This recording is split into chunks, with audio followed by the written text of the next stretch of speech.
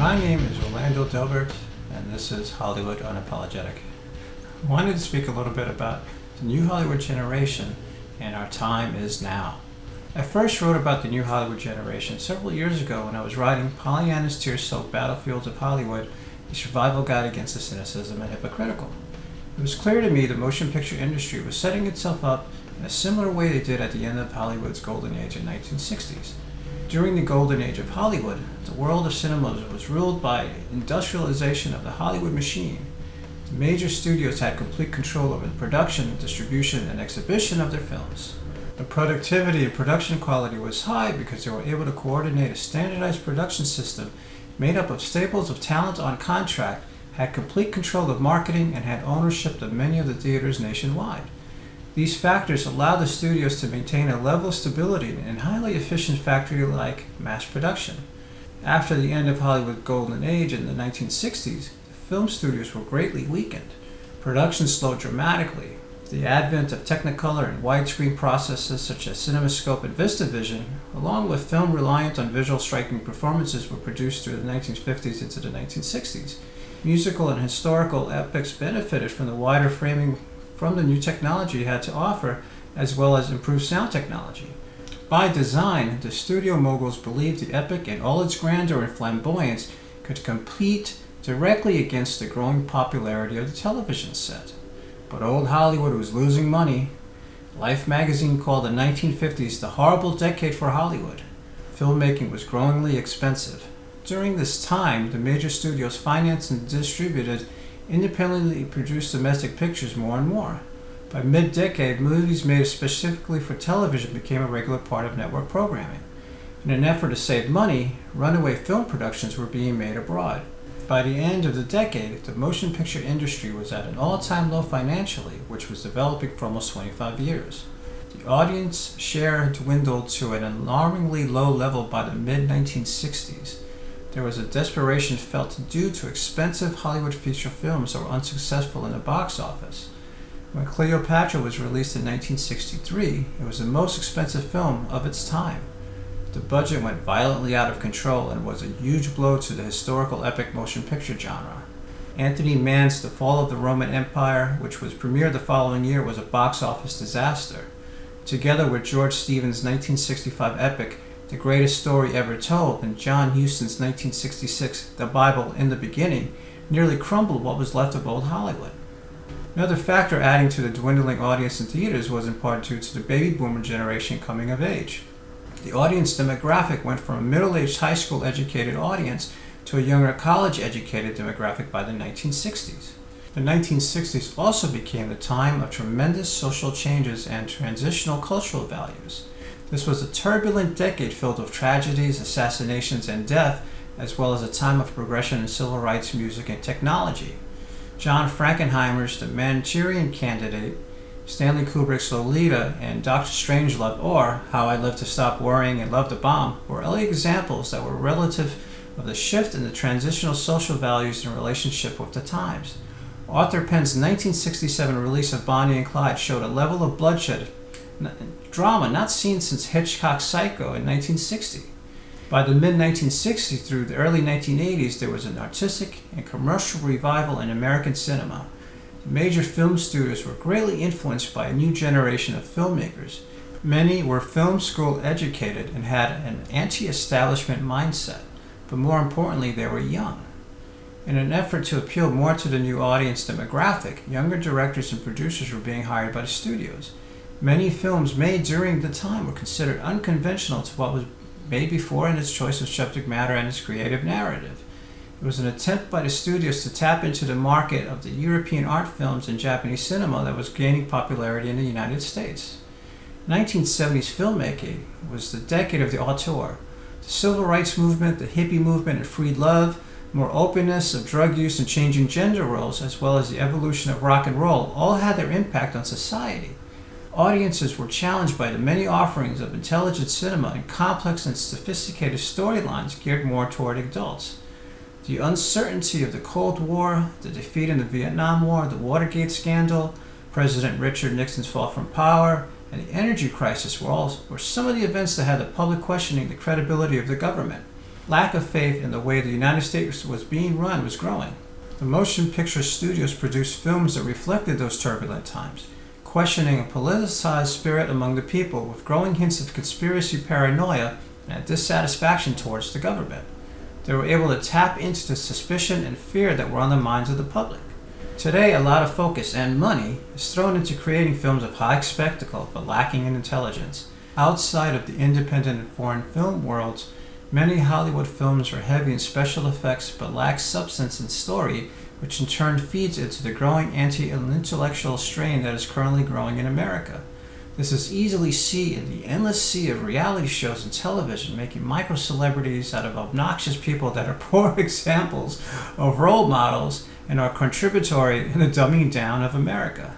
At this time, Hollywood has reached a point of soaring costs in all facets of production for both film and television, which are continuing to rise, and dangerously close to imploding in on itself. It has become prohibitively expensive to develop films and television production with high production value for a smaller amount of money with the current business model in the most part. Too much is expected by the studios to turn a profit in a short period of time and support a wide range of ancillary tie-in products such as toy and video games. But for every summer tentpole that the studios are gambling on, the ones that are the financial successes have to carry the financial loss to the studios of the several that simply weren't. This single-mindedness approach by the studios had made it increasingly harder for moderately budgeted, intelligent, and original motion pictures that are aimed at adults to get onto the movie screens nationwide. A good new idea has to become too much of a risk for the studios to want to attempt because a film needs to be exceptional. And films that need to be exceptional to succeed are considered bad business, even though intelligent films can make a lot of money over time. But those films are more reliant on good reviews and by word of mouth to get people into theaters because they are considered more difficult to promote. The studios would rather spend upwards of $100 million on a franchise film for a younger demographic because it is easier to market and tie in merchandising. Then comes the fracturing of Hollywood motion pictures. When a story is split up into multiple parts and releasing them a year or longer apart from one another, in theory, it allows for more money to be made by the studios. 2 parts, 2 films. But what happens is the story is at risk of being diluted. The first part often means the characters are telling the audience what is going on with a lot of dragged-out dialogue and description that slows the story itself down.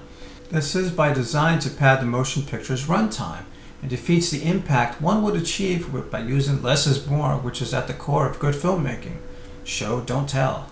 The Hunger Games Mockingjay Part 1 is an example of a 2-hour prologue with little payoff, political negotiations and monologues and slow training sequences later, all part of a setup to only leave the audience having to wait another year for The Hunger Games Mockingjay Part 2. In comparison to The Hunger Games Catching Fire, both sequels are far less satisfying. Another thing to consider is that Mockingjay is based on a 390-page book, while Catching Fire is based on a 391-page book. The logic behind this comes from the studio's willingness to extend the duration of a potential lucrative franchise, which would mean a more guaranteed profit. When a film has the potential to becoming a blockbuster, they would sometimes produce 2 sequels back to back. It is believed that a larger production would be easier and more cost-effective to shoot than it would be to shoot 2 smaller productions, all in the name of more guaranteed of 2 blockbusters instead of just 1. As the films become more special effects heavy and dependent on pre-existing fans, and the stories become dragged out in the name of building enormous narratives to separate them in the hopes of double box office profits, eventually something has to give. The business models are simply not keeping pace with the changes in how content is being watched either.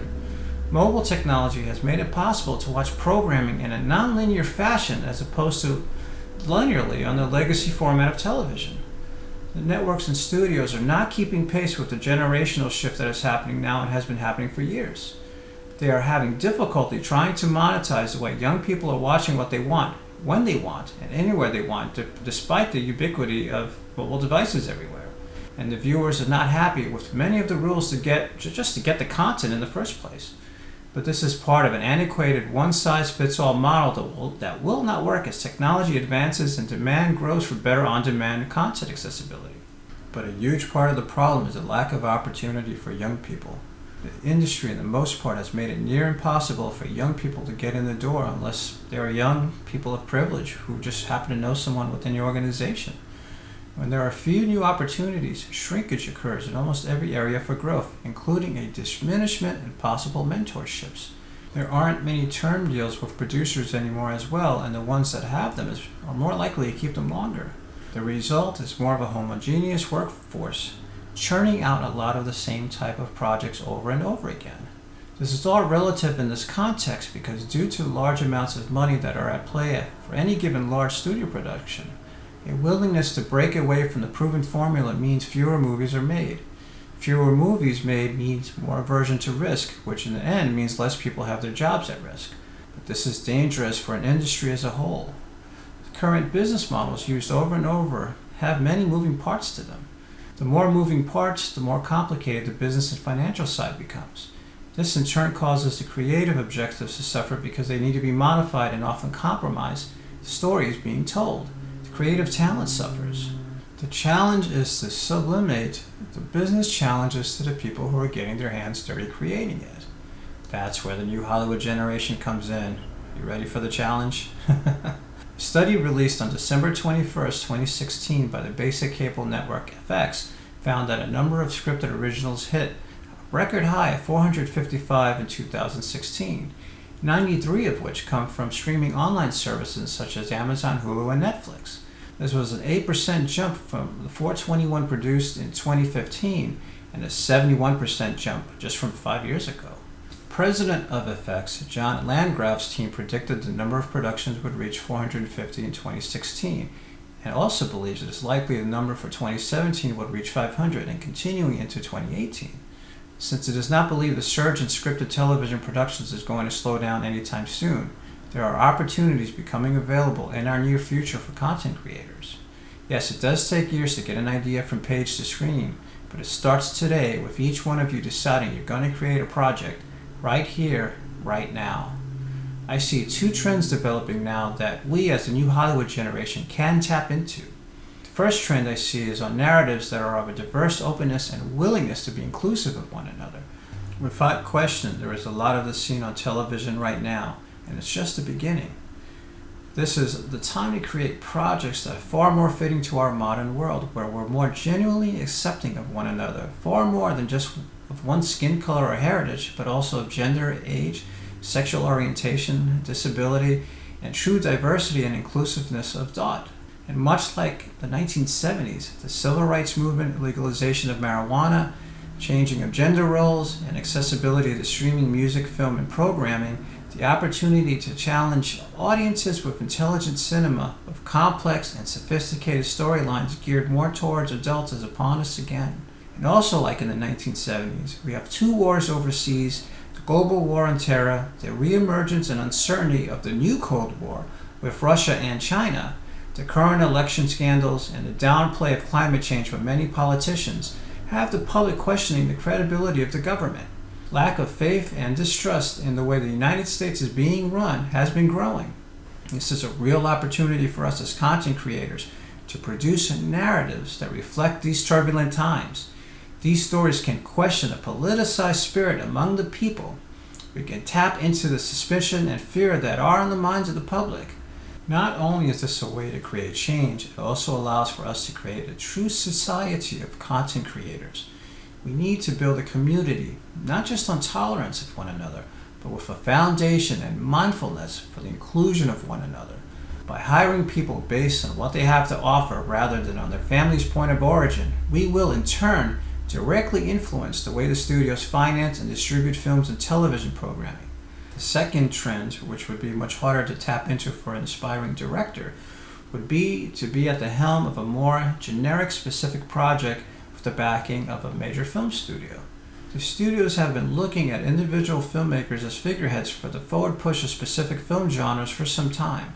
Director J.J. Abrams with Star Trek and Star Wars The Force Awakens, and more recently, Denis Villeneuve's Blade Runner 2049, I hope I got your name pronounced right, and the possibility of him directing Dune feel more like they are creator-driven and not so much like they're much of the comic book-based films out there that fall into a slice of a franchise.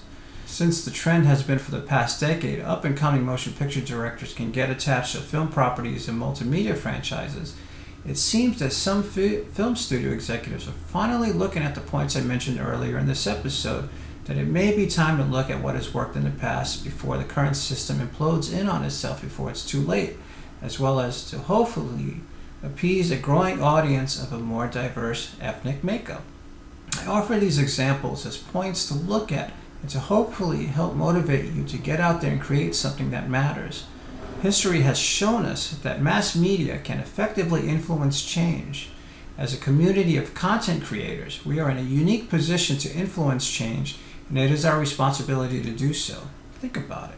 If more of us can get together to create films and television programming with a positive message, hire more people from broader backgrounds, and not limit ourselves or our potential by identifying one another only by race, color, sex, religion, or sexual preference, we can influence the masses to be more open-minded. This will give us the ability to have a broader audience, as well as to influence others to tell their stories, and hopefully be less afraid to tell them. The world is greatly influenced by what is seen on the screen and heard on the radio. Let's be the new Hollywood generation. Let's give them something that will drive everyone to do something bigger and to make a positive difference in the world. Something I'd like to leave you with. We are all in it together. Each and every one of us is an important part of our future. You are important to the lives of those who surround you. You are important to your communities. You are important to our industry. No matter what, remain optimistic and focused on your goal, and never stop believing in yourself. Always remember, you are the key to your own success. Take a breath, move forward. Together, we can create a revival, the resurgence of Hollywood, and bring back the auteur to cinema. Be an active part of the new Hollywood generation. You are a representative of the new Hollywood generation. You are a representative of the new Hollywood generation. Join Hollywood Unapologetic in our quest to positively empower one another, to empower our industry as we speak openly to industry professionals about the true pursuit of our Hollywood dreams and in life. Hollywood Unapologetic is a continuation of the Pollyanna's tear-soaked Battlefields of Hollywood, a survival guide against the cynicism and the hypocritical series of books designed to help you better prepare for success. It is now our time to strive to be a better version of ourselves and to be inclusive of one another. We, as a community, can grow together and be the change our industry needs. We can find unity together and be the change our future needs. We are the new Hollywood generation. Welcome to Hollywood Unapologetic.